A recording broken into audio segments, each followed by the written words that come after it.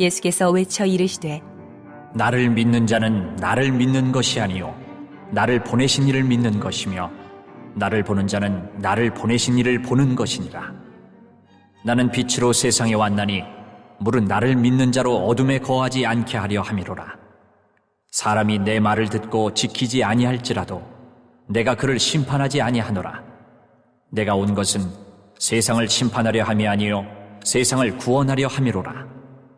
나를 저버리고 내 말을 받지 아니하는 자를 심판할 리가 있으니 곧 내가 한 그 말이 마지막 날에 그를 심판하리라. 내가 내 자의로 말한 것이 아니요 나를 보내신 아버지께서 내가 말할 것과 이를 것을 친히 명령하여 주셨으니 나는 그의 명령이 영생인 줄 아노라. 그러므로 내가 이르는 것은 내 아버지께서 내게 말씀하신 그대로니라 하시니라. 한 주간 잘 지내셨습니까? 네. 오늘도 복된 주일 예배에 참여하신 여러분에게 하나님의 큰 은혜가 있기를 바랍니다. 온라인으로 예배 들으시는 분도 큰 은혜가 있기를 바라고요. 여러 사정 때문에 참석하지 못한 우리 교우들에게도 동일한 하나님의 축복이 넘치기를 바랍니다. 우리 어디에서든지 예배 자리 사무에서 다 참여하실 때라 생각되어지고 수가성에 있는 여인에게 어디서 예배하는지가 중요하게 생각했던 그인에게 예수님은 이 산에서도 말고 저 산에서도 말고 영과 진리 안에서 예배하라 이렇게 말했지 않습니까? 어디에서든지 영과 진리 안에 예배 드리는 자 하나님이 기쁘게 받으시고 그 예배를 은혜 가운데 우리로 이끌어 주실 줄 믿고 실시간으로 혹은 예배당에 나와서 여러 모양으로 예배 드리시는 우리 교우들에게 정말 큰 은혜가 넘치길 바랍니다. 실시간으로도 하나님의 은혜를 받으시고 영광을 받으실 줄 믿습니다만 한 가지 안타까운 것은 우리 함께 모여 교제하는 것이 점점 어려워지는 것 같아서 제 한편으로는 마음이 좋지만은 않습니다. 구원을 성경에서 이야기할 때는 예수 믿고 천당 가는 식으로 것으로 그렇게 이야기하지 않고 하나님과의 사귐 그리고 신자와의 사귐 코이노니아 그것이 구원의 본질이라고 항상 이야기하고 있습니다. 요한 1서의 말씀에 보면 하나님과 너희와 사귐이 있게 하기 위해서 예수님이 오셨고 그것이 구원의 모습이라고 이야기하고 있습니다. 먼저는 하나님과의 사귐 그 관계가 회복되어지는 것이 우선일 것이고요. 그 관계의 회복으로 말미암아 깨어진 사람과 사람들과의 관계, 사람과 자연과의 관계가 회복되어지는 것 그것이 하나님의 구원의 모습일 것이고 그것이 하나님 나라의 모습일 것입니다. 그래서 이사야 말씀 같은 데 보면요. 하나님 나라의 모습을 묘사하면서 천사들, 아기들이 사자들이 어린 양과 뛰놀고 뭐 이렇게 묘사하지 않습니까? 자연세계의 약육강식의 그런 힘의 논리가 지배했던 세상은 없어지고 그렇게 하나님과의 그리고 사람과의 자연과의 샬롬이 이루어진 나라가 하나님의 나라의 모습이라고 이야기하고 있는 것이지요. 우리 함께 어디서든 예배 드리는 것 어쩔 수 없는 상황 때문에 그렇게 합니다만 함께 우리 사귐 코이노니아의 사귐이 없게 되어지고 부족하게 되어지는 것은 정말 아쉽고 안타까운 일이고요. 그런 의미에서 우리 빨리 코로나가 지나가거나 우리 예배 중지 모임 실내 50인 이하 우리는 뭐 걸릴 일 없습니다만 그래도 거리 유지하고 50인 이하로 모이는 이런 규제들이 빨리 완화되어서 다 같이 모여서 함께 마음껏 찬양하고 예배하는 날이 오기를 바랍니다. 이를 위해서 여러분 함께 기도하고 계시겠습니다만 힘쓰고 위해서 기도하시고 하나님의 나라가 우리 교회를 통해서 편만히 이루어지는 일이 있길 바랍니다. 개인적으로 뭐가 아쉽나 여러 가지 아쉬운 게 많이 있습니다만 우리 같이 식사하지 못하는 게 굉장히 아쉽습니다. 저는 속으로 그렇게 생각했습니다. 우리 주일날 점심 먹는 게 별거 아닌 것 같아도 꽤 중요한 일들을 하고 있었구나 그런 생각이 듭니다. 우리 날마다 매주일마다 성찬은 예식을 갖지 못함으로 애찬하는 마음으로 같이 식사하는 식탁의 교제를 나누는 것이 꽤 큰 의미가 있었구나 싶어요. 별거 아닌 것 같아도 물론 힘들고 애쓰고 하시는 건 있습니다만 같이 교제하고 웃으며 얘기하며 하는 일들이 얼마나 소중한 일이었나 싶습니다. 우리 아무튼 뭐 식당 가면 여전히 사람들도 많고 식사들도 많이 합니다만 그래도 또 교회에서 식사하다가 뭐 또 확진자가 나왔다 그러면 얼마나 큰 어려움을 당할까 싶어서 그렇게 못하고 있는 것도 아쉽고, 그런데 우리 속히 빨리 마스크 벗고 같이 웃으며 깔깔거리며 같이 밥 먹고 같이 인사하며 그렇게 오는 날이 정말 빨리 오기를 바랍니다. 정말 기도하고 있고요. 저도 얼마나 마음이 한편으로 그런지 몰라요. 요즘 보니까요, 학교에서 저희 집사람이 하는 얘기 들어보니 애들을 모르겠대요. 왜 모르냐 했더니 애들이 가끔 마스크를 벗고 선생님 이거 찾아오면 제가 나한테 누구길래 나한테 뭘 해달라고 그러나 싶은데 알고 보니까 자기네 반 학생이었다고. 그래서 처음부터 어떤 애들은 마스크 쓴 모습만 처음부터 보기 시작해갖고 마이크 벗은 모습이 이상하고 잘 모르겠는, 이게 굉장히 차이가 있는가 봐요. 이게 천 조각 하나이고 하나인데 이게 있는 거 없는 거의 차이가 엄청난 차이가 있는 것 같아요.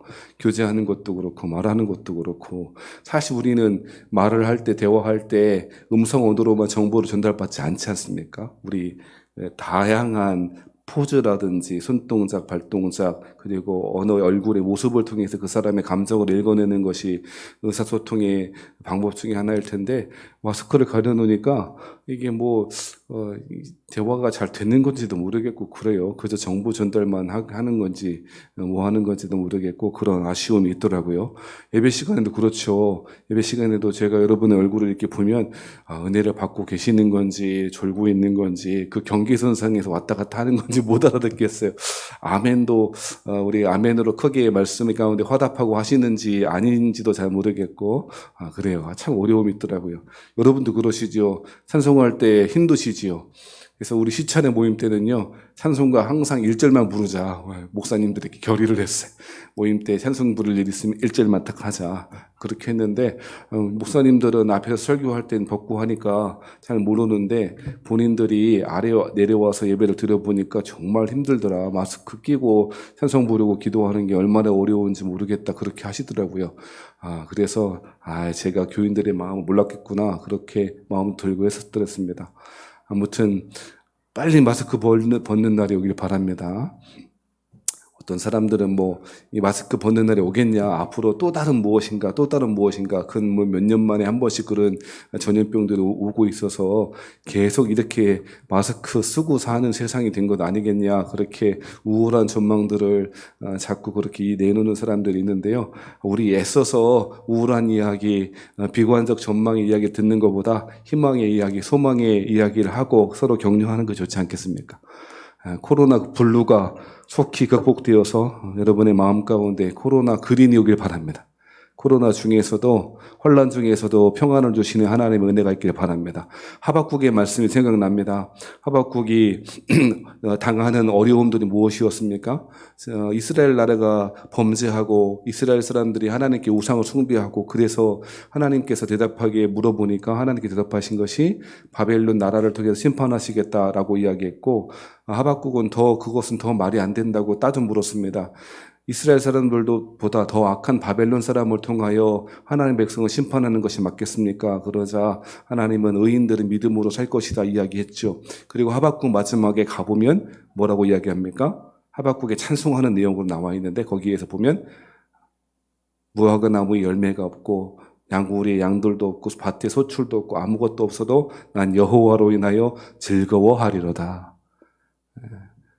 아멘 하는 거 힘들다고 아예 입을 싹 닫아버리시는데, 그래도 크게 아멘 하시면 그 아멘 하신 그 축복의 말이 여러분의 것이 될 줄 믿습니다. 그래도 안 해요. 안 들려.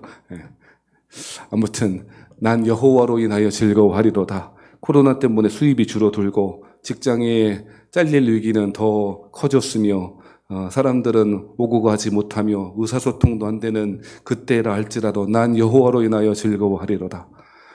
여러분 이 은혜가 여러분에게 있기를 바랍니다. 자, 오늘의 말씀을 잠깐 나누고 은혜를 나누겠습니다. 오늘 요한복음 12장 44절부터 50절까지 말씀 가지고 그의 명령이 영생인 줄 아노라 라고 하는 제목으로 하나님 말씀 증거하겠습니다. 지난주에 말씀 기억하십니까? 예수님께서 우리에게 십자가를 지고 갈 것에 대해서 요구하셨더랬습니다. 나를 따르라고, 나 있는 곳에 너희가 와야 할 것이라고 말씀하셨고, 그것은 예수님의 십자가에 달리심, 그 십자가에 달리심, 그 십자가의 죽음을 따라가는 것, 자기 십자가를 지고 따라가는 것임을 말씀드렸습니다. 예수님은 자신이 들려야 세상에 구원받을 것이라고 이야기하셨습니다. 32절 말씀이 바로 그 말이지요. 32절 말씀에 보면 내가 땅에서 들리면 모든 사람을 내게로 이끌겠노라. 요한복음에서의 십자가는 비하의 첫 번째 단계가 아니고 오히려 영광의 승기의 첫 번째 단계였다. 이런 말씀도 드렸습니다. 예수님이 십자가에 들리시는 것, 땅에서 들리시는 것은 1차적으로는 십자가 위로 올려 들리시는 것이고 그 이후로는 하늘 보좌로 올리실 것입니다. 요한은 특별하게도 특이하게도 십자가를 영광의 사건으로 그렇게 묘사하기를 좋아합니다.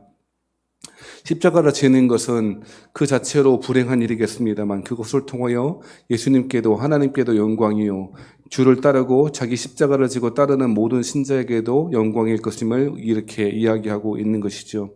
그러면서 사람 안에 있는 근원적인 불안과 외로움과 공포, 모든 심리적인, 정서적인, 영적인, 육적인 그러한 고통의 문제, 그 질병의 문제, 그 고난의 문제는 오직 십자가 그늘 앞에 나아갈 때만 해결이 된다. 그런 얘기도 드렸습니다.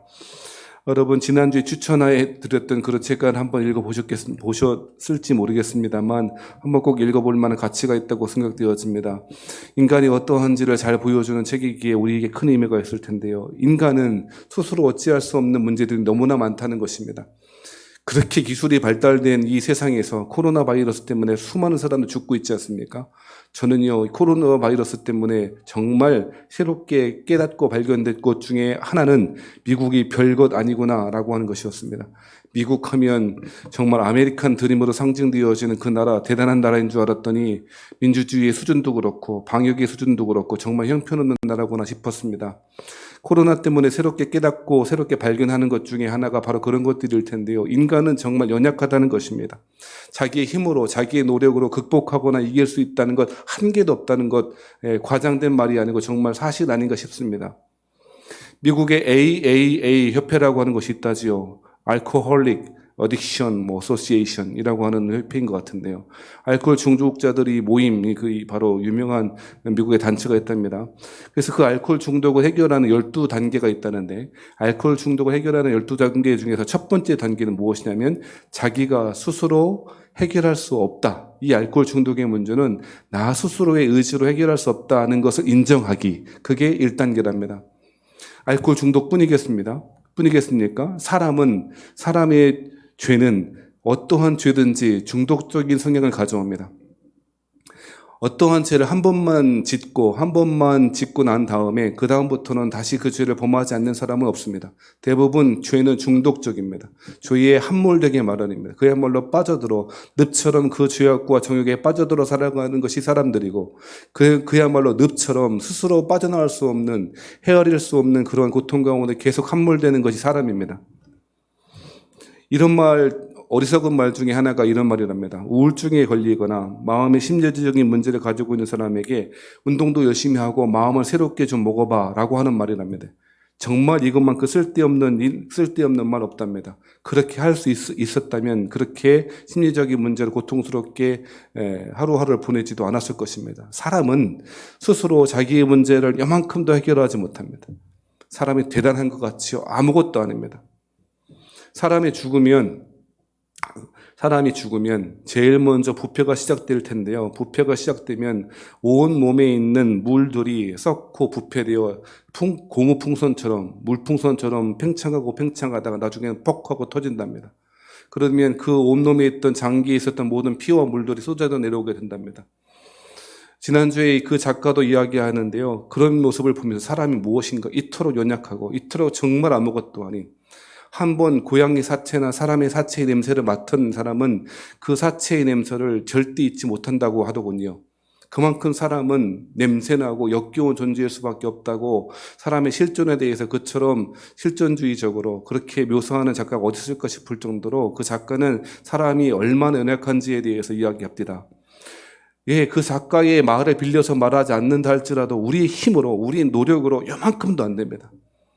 지금 생각해보면 제 인생 가운데 찾아오신 하나님은 하나님께서 제 인생을 책임지시고 이끌어 가셨지 제 의지와 제 계획대로 하도록 내버려 두시지는 않았던 것 같습니다. 교회를 개척하고자 하는 마음 정말 1도 없었고, 예, 목회를 하겠다, 아니 신학교에 가겠다고 하는 마음도 1도 없었습니다만 하나님은 한 걸음 한 걸음 그 걸음을 인도해 오셨고 이 자리까지 오게 하셨습니다. 어디로 어디까지 인도하실지 전혀 저는 예상하지는 못하겠고, 그런 불확실성의 시대에 살고 있는 우리로서는 교회 또한 우리 인생 동안 앞으로 어떻게 변화될지 예상조차 하기 어렵습니다. 그런 가운데 연약한 사람들이, 연약한 목회자들이, 저와 같은 사람들이 할 수 있는 것 오직 하나님의 은혜에 기대는 것밖에 없다라고 하는 생각이 듭니다. 오늘 본문의 말씀은 구원과 영생에 대해서 중요한 통찰들을 주고 있는데 사람들이 수많은 예수님의 기적과 표적과 말씀을 들었음에도 불구하고 여전히 그리스도를 믿지 않고 있다라고 하는 이야기입니다. 37절 말씀에 보면 이렇게 말하고 있지 않습니까? 이렇게 많은 표적을 그들 앞에서 행하셨으나 그를 믿지 아니하니. 37절에 이렇게 많은 표적은 아마도 요한복음 1장부터 12장까지 나와 있는 전체의 표적들을 가리키는 것 같습니다. 여러분, 예수님의 표적이 요한복음 1장부터 시작해서 계속 나와 있지 않았습니까? 그렇죠? 기억하십니까? 첫 번째 가나의 표적부터 시작해갖고 수많은 표적들을 예수님이 그들 앞에서 행하셨답니다. 표적만이 아니라 예수님은 끊임없이 말씀하셨습니다. 예수님의 별명이 있다면 아마도 수다장일 것입니다. 얼마나 말씀하기를 좋아하는지, 얼마나 이야기를 하기를 좋아하시는지 사람들과 대화하고 그들의 시시콜콜한 얘기도 다 하셨을 법한 그런 분이 바로 우리 예수님인 것 같습니다. 말한다는 것은, 말씀을 나눈다는 것은, 대화한다는 것은 그 사람과 교제하기 위한 가장 중요한 수단이고 예수님은 사람들과 대화하셨습니다. 그리고 하나님 나라의 복음을 증거하셨더랬습니다. 이렇게 수많이 말씀도 하셨고 수많은 기적과 표적을 행하셨습니다. 그럼에도 불구하고 그들은 어떻게 했다고요? 믿지 않았답니다. 왜 그럴까요? 그건 사람의 연약함이고 사람의 완악함이고 사람의 한계 때문일 것입니다. 사람들은 스스로가 강한 사람일 거라고, 강한 사람이라고 착각하고 그렇게 살아갑니다. 조금 더 열심히 노력하고 조금 더 열심히 내가 살아가면 인생을 성공적으로 살 수 있을 것처럼 착각하고 살아가기도 하고 아둥바둥 살아갑니다. 그래서 아둥바둥 살아가다가 아둥바둥 죽어갑니다. 그것이 인생입니다. 어떤 사람이 말하듯이 사람이 누구냐, 인생이라는 게 무엇인가, 평생토록 돈을 벌기 위해서 그 건강마저도 다 잃어버린 채 일을 하다가 마지막에는 평생 번 그 돈을 잃어버린 건강을 위해서 써버리고 마는 존재, 그것이 사람이랍니다. 예, 정말 그러하지 않습니까? 사람은 연약하기도 하고 완악하기도 하고 고집스럽고 폐역스럽습니다. 그래서 하나님이, 예수님이 이 땅에 직접 찾아오 주시고 말씀하시고 수많은 기적을 행하셔도 믿지 않고 있습니다. 그런데 오늘 본문의 말씀의 의도는 사람들이 그렇게 완악함으로 니들은 니들끼리 살아 라고 한다거나 그리스도인은 그리스도인들끼리, 제자들끼리 살아라 라고 하는 말씀이 전혀 아닙니다.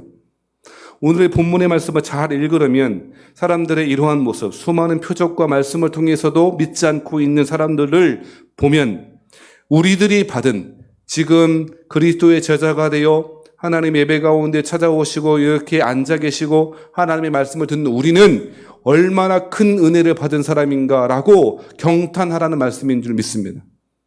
사랑하신 여러분, 오늘 본문의 말씀은 제자들과 믿지 않는 사람들을 분리해서 이야기하기 시작합니다. 13장 1절에 보면 6월절 전에 예수께서 자기가 세상을 떠나 아버지께로 돌아가실 때가 이른 줄 아시고 세상에 있는 무슨 사람들이요? 자기 사람들. 12장부터는요 갈라지기 시작합니다. 세상에 있는 자기 사람들과 그렇지 않은 사람들. 마태나 마가는 무리와 제자들 이렇게 구분했죠. 요한은 이렇게 구분합니다. 세상에 자기 사람들이 있고요, 그렇지 않은 사람이 있다는 거예요. 이렇게 구분하고 설명하고 있는데요.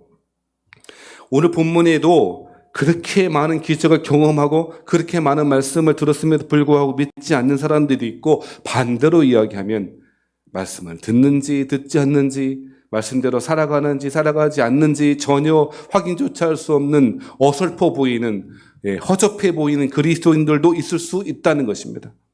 오늘 본문의 말씀을 통하여 우리가 얻은 구원, 우리가 얻은 영생이 얼마나 소중한 것인지를 새삼 깨닫게 된다는 것입니다. 구원은 사람의 노력과 사람의 의지와 사람의 선택으로 되어지는 것이 아니고 오직 하나님의 은혜로, 하나님의 선물로 주어짐을 그렇게 또 강조하고 있다는 것입니다. 저는 사람들의 논리를 잘 알고 이야기하고 하는 것 잘 알고 있습니다. 제가 대학교 다닐 때 변선환이라고 하는 감리교 신학대학원의 학장이 저희 학교 대학에 와서 강의했습니다. 그 강의의 주제는 종교다원주의의 길이라는 것이었습니다. 지금이야 종교다원주의 하면 너무 사람들이 많이 이야기하고 그들의 논리가 익숙하기 때문에 그런가 보다 하지만, 당시에 예수 외에는 그 다른 어떤 구원의 길이 없다라고 철석같이 믿고 있는 사람들이 많았던, 지금도 믿고 저는 믿습니다만 그런 사람들이 많았던 때에 변선환이라고 하는 정말 유명한 사건이었습니다. 변학장 사건, 지금도 그러는데요.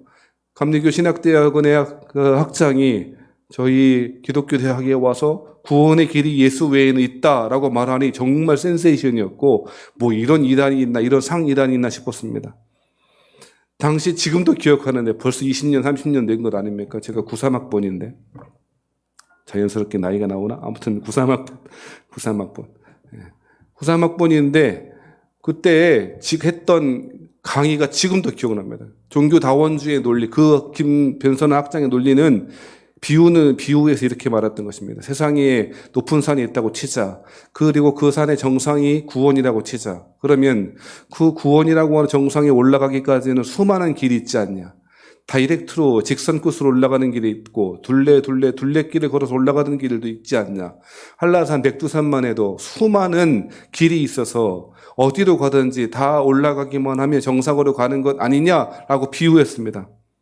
설득되는 사람이 한 10% 있었고, 지금 그때 당시 설득되지 않고 시위하고, 당시 기독교 학과에서는 특히 주도에 시위했는데 뭐 저런 이단을 초청했냐고 야단치고 했던 사람들이 90% 정도 됐던 것 같습니다. 그런데 그로부터 한 20년 지난 지금 살펴보면, 20년 더 됐습니까? 지금 살펴보면 그러한 논리들이 사람들에게 신압으로 와 있는 것 같습니다. 아니, 꼭 기독교회만 나가면 돼? 꼭 교회 나가야지 구원받아? 꼭 예수를 믿어야지 구원받아? 아니, 예수 믿는 사람보다, 저 교회들보다 더 잘 살고 더 윤리적으로 잘 사는 사람들 많던데, 코로나 시대 때 우리들이 잘 듣는 말 아닙니까? 뭐 저것들은 교회 다닌다 그러고 예수 다니는데 왜 저렇게 살아? 저게 무슨 구원받은 사람이야? 라고 그런 소리를 많이 듣습니다. 세상에 민폐를 끼치는 몇몇 교회들 때문에 전체 교회가 싸그리 하나님의 이름이 모욕을 당하는 시대 가운데 그런 사람들의 논리는 더 힘을 얻는 것 같고, 처음에 변선환 학장이 종교다원주의를 우리 한국에 가져오고 설파했었던 데로부터 20년 지난 이후는 지금은 훨씬 더 그러한 논리에, 세련된 논리에 설복되어 있는 사람이 많은 것 같습니다. 그런데 여러분, 곰곰이 생각해 보면 이 말이 정말 맞는 이야기일까요? 그렇지 않습니다. 전혀 그렇지 않습니다. 물론 성경에서, 성경 말씀을 통해서 반박하고 또 반박할 수 있을 것입니다. 천하 만민 가운데 구원 얻을 만한 이름을 다른 이름을 주신 적이 없다 그랬습니다. 오직 예수를 통해서만 구원 얻습니다. 예수님이 유일한 구원자이십니다. 유일한 중보자이십니다. 이러한 구절들은 수없이 많기 때문에 더 될 것도 없을 것입니다. 변선환 학장을 비롯한 종교다원주의자들이 비유를 통해서 말했으니 비유를 통해서 돈박할 수도 있을 것입니다. 자, 산으로 올라가는 길을, 그리고 산 꼭대기를 구원이라고 정의하고 비유했으니 만약 그 산을 이렇게 생각해 보십시다. 그 산이 일봉산 정도가 아니고 태조산 정도가 산이 아니고 에베레스트 산이라면 어떻게 되겠습니까? 에베레스트 산의 높이를 아십니까? 8,800m 정도 된답니다. 그런데 거기에 등반하는 것이 얼마나 어려운 일이겠습니까? 우리나라는 1953년에야 처음으로 한 사람이 성공했고, 그 이후로 1977년에 전 세계에서 14번째로 고상돈 씨라고 하는 분이 등반했답니다. 그런데 여러분, 에베레스트 산 되게 많은 루트가 있겠죠. 그리고 아마도 여러 루트를 통해서 그 정상에 올라갈 수도 있었을 것입니다. 많이는 못하더라도 올라가는 사람이 있었고 실제로 많이 도전하고 있습니다. 그런데 한 가지 가정을 해보십시다. 8,800m가 아니고 약 2배 정도 되는 17,000m라면 어떻게 되겠습니까? 곱하기 2해서 34,000, 68,000m라면 어떻게 되겠습니까? 그 비유의 핵심적인 오류가 뭔지 아십니까? 노력하기만 하면 오를 수 있는 목표를 상정해 놓고 그것이 구원이라면. 구원은 처음부터도 자신의 힘으로 올라가도록 설계되어져 있는 산이 아닙니다. 그 비유는 그래서 옳지 않습니다. 10,000m라면 20,000m라면 어떻게 가능하겠습니까? 만일 구원이 사람의 노력으로 전혀 도달할 수 없는 길이라면 그 구원의 길, 그 영생의 길은 무엇이 바로 되겠습니까? 그것은 하나님의 은혜라고 하는 것입니다. 하나님의 주권적인 은혜로 선택해 주셨기에 우리는 구원받을 수 있다는 것입니다. 37절부터 40절 말씀에 보면 그들이 왜 완악한 줄 아니? 그들이 왜 그렇게 한 눈을 가지고 두 눈을 가지고 보지 못하고 있는 줄 아니? 그것은 그렇게 수많은 표적을 보고 수많은 말씀을 들었음에도 불구하고 믿지 못하는 것은 구원이라고 하는 것이 그 사람이 깨달음, 그 사람의 지성, 그 사람의 의지적 결단 때문이 아니라 오직 하나님의 은혜 때문이야 라고 하는 사실을 강조하고 있는 것입니다. 사랑하신 여러분, 예배에 나오는 이유는 우리가 예배를 사모하여 이 자리에 나와 있는 이유는 이미 얻은 구원에 대한 감사일 것입니다. 예배를 통해서 내가 무엇인가를 더 얻으려고 하는 것이 아니라 이미 주신 그 한량없인 하나님의 은혜에 대해 감격하고 감사하는 것이 예배 아니겠냐는 것입니다. 많은 사람들은 종교를, 기독교 신앙을 하나님께 무엇인가 우리의 요구를 전달해 드리는 통로 혹은 수단으로 생각합니다. 아니요. 그렇게 되면 우리가 믿는 신앙생활은 되게 힘을 잃어버리고 팍팍해질 것 같아요. 생각해 보세요. 달라 요구하는 관계야말로 얼마나 불행합니까?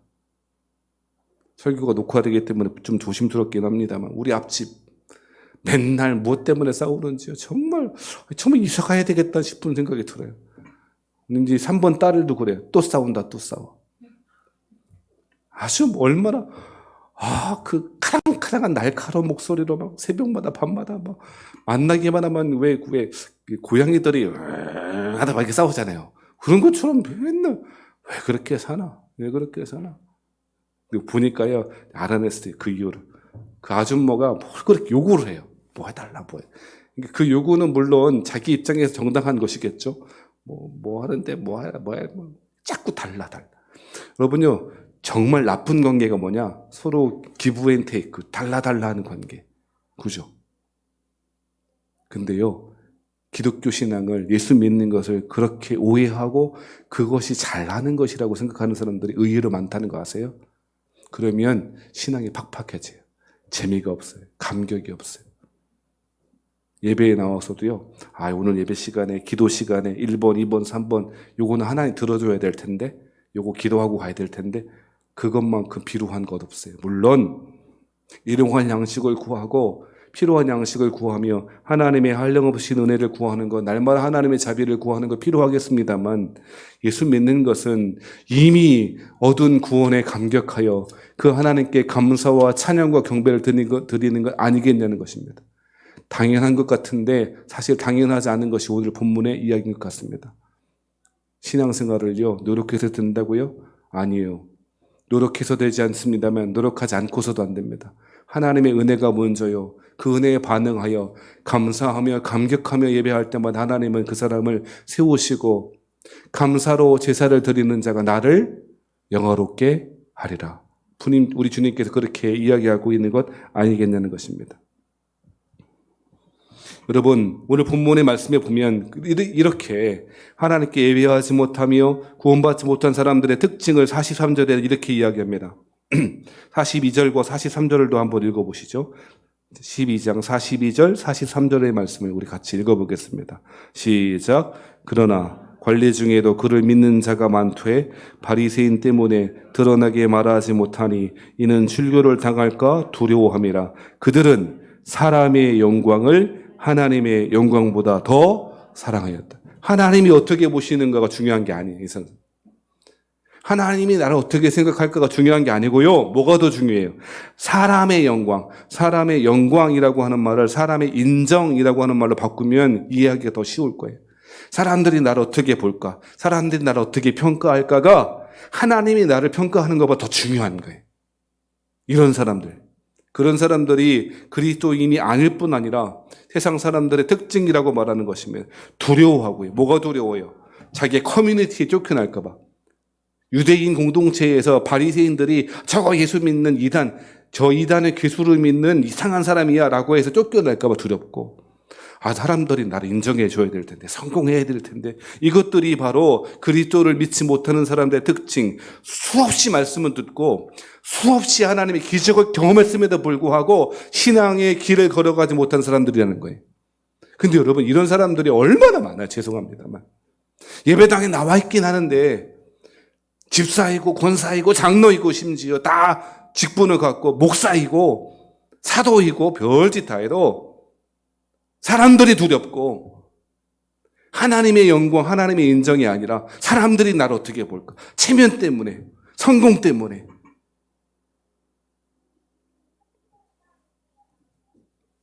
어제 저희 집사람이요, 우리 2번 아들의 옷을 사러 갔다가 제 옷을 하나 사왔어요. 깜짝 놀랐어요. 너무 비싸서.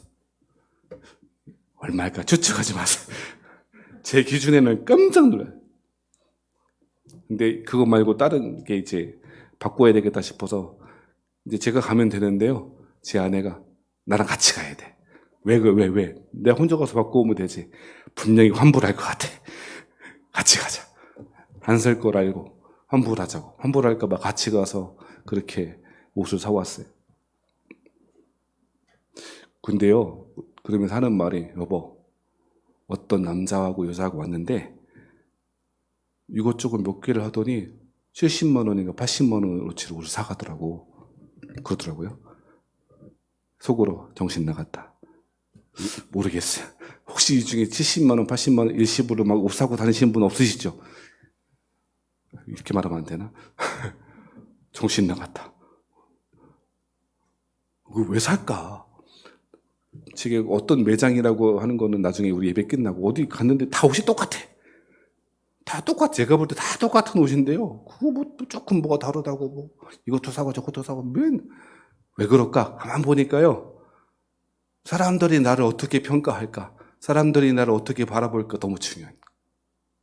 왜 사람들이 명품 못 들으면 그 A급 짝퉁이라 들고 싶어 할까요? 왜 사람들은 좋은 옷을 입고 싶어 할까요? 왜 원룸에 살면서도 외제차는 끌고 다니고 싶어 할까요? 카푸어, 요즘 옛날 말이 됐죠 벌써. 카푸어들이 왜 이렇게 많을까요? 사람이 나를 어떻게 볼까? 사람들이 나를 평가할까가 너무나 중요한 거예요. 사랑하신 여러분, 신자는 사도 바울의 표현에 의하면 보배에 담은 질그릇이랍니다. 뭐라고요? 한번 따라 하시겠습니다. 보배에 담은 질그릇. 여러분, 보배에 담은 질그릇, 보합이 우리 신자의 모습인데요. 질그릇 때문에 귀해진 거예요? 아니면 그 질그릇의 소재 때문에 귀해진 거예요? 아니면 질그릇에 담긴 보석 때문에 그것이 귀해진 거예요? 뭐 대답 하나만 하지. 보석 집에 가서 보석 케이스 때문에 케이스를 돈 주고 산 거예요? 보석을 돈 주고 산. 그만 얘기합시다. 신자가 누구라고요? 예수 믿는 사람들은 질그릇에 담긴 보화, 예수 그리스도. 우리는 질그릇이 질그릇.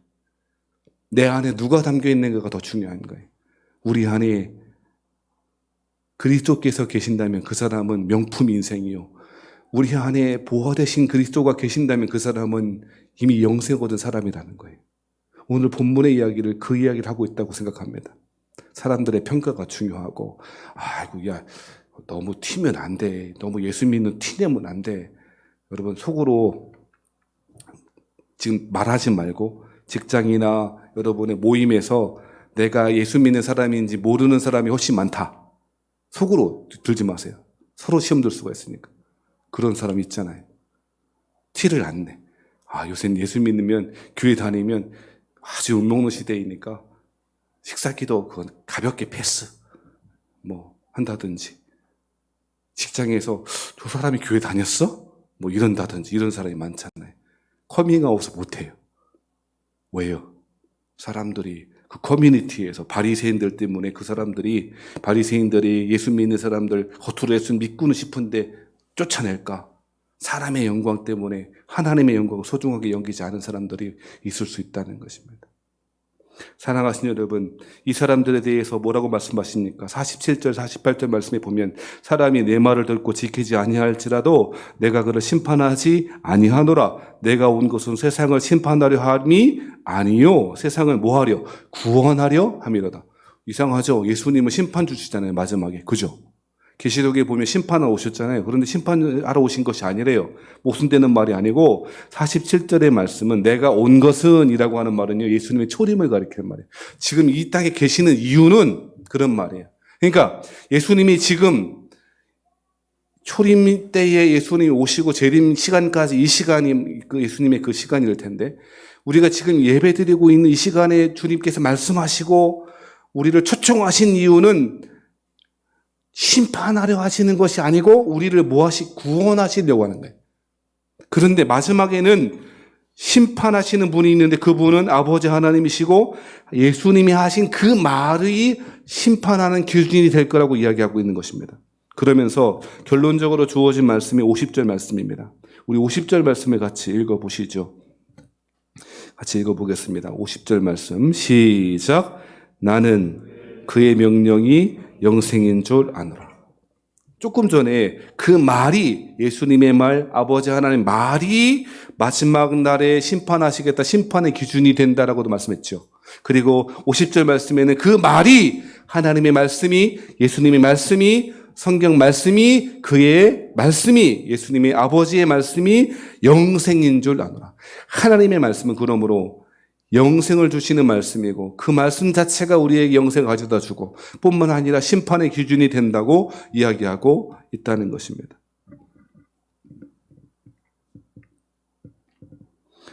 제가 너무너무 좋아해서 교회당 입구에 또 플랜카드로 붙여놨고, 날마다 어떻게 해야 될지 모를 때, 방황할 때, 갈등할 때, 고민할 때마다 이 말씀으로 묵상하고 다시금 돌아가는 그 말씀이 있습니다. 그 말씀은 시편 119편, 105편, 105절 말씀입니다. 뭡니까? 주소를 몰라, 그죠? 주소를 몰라. 이렇게 하면 나올 텐데, 주의 말씀은 내 발의 등이요, 내 길의 빛이니이다. 지금은 저도 그렇고 여러분도 그렇고 교회도 그렇고 캄캄한 시대일 것입니다. 어떻게 될지, 사회는 어떻게 되고 교회는 어떻게 될 것이고 내 남편은, 내 아내는, 직장은 어떻게 될지 불확실성이 더 큰 시대가 되었을 것입니다. 그럴 때 하나님께서 이렇게 말씀하셨습니다. 하나님의 말씀이 너희의 발의 등이 될 것이라고, 너희의 길의 빛이 될 거라고. 한 걸음 한 걸음 다 보지 못하다 할지라도 날마다 말씀하시는 그 말씀 쫓아가다 보면 그 다음 길 보일 거라고, 그 다음 길이 보일 거라고, 그 다음의 행보가 보일 거라고 말씀하시고 있다는 것입니다. 시편 19편 7절 말씀도 제가 묵상하고 참 좋아하는 말씀입니다. 시편 19편 7절 말씀에 여호와의 율법은 완전하여 영혼을 소성시키며 여호와의 증거는 확실하여 우둔한 자를 지혜롭게 하며, 여호와의 말씀이 영혼을 소성시킨답니다. 고민하며 방황하며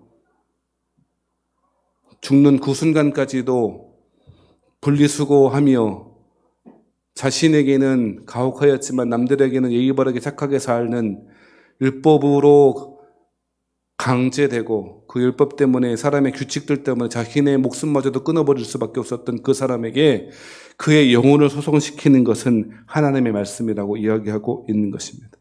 사랑하신 여러분, 하나님의 말씀은 영생인 줄 믿습니다. 저는 이 말씀 그대로를 믿습니다. 우리의 영혼을 소성시키며 우리의 발의 등이 되어 우리의 길의 빛이 되시는 이 말씀, 영생의 말씀, 이 영생의 말씀을 깨닫게 하신 하나님의 은혜에 따라 하늘에서뿐 아니라 이 땅 가운데에서도 하나님께서 주신 영생의 은혜를 누리고 사시는 여러분 되길 바랍니다. 아둥바둥 살 것 아니라 은혜로 살아가시는 여러분 되길 바랍니다. 쌓아놓고 살아가려고 하는 어리석은 부자가 아니라 일용할 양식 때문에 행복해 하시는 여러분 되길 바라고, 남들에게 보여주기 위해서 사람의 평가, 하나님의 인정보다 사람의 평가가 더 중요했던 사람들이 아니라 내 안에 보배 되시는 그리스도께서 계심을 알고 그 예수님 때문에 행복해하며 감격해하며 살아가시는 은혜의 백성 되시기를 주의 이름으로 축원합니다.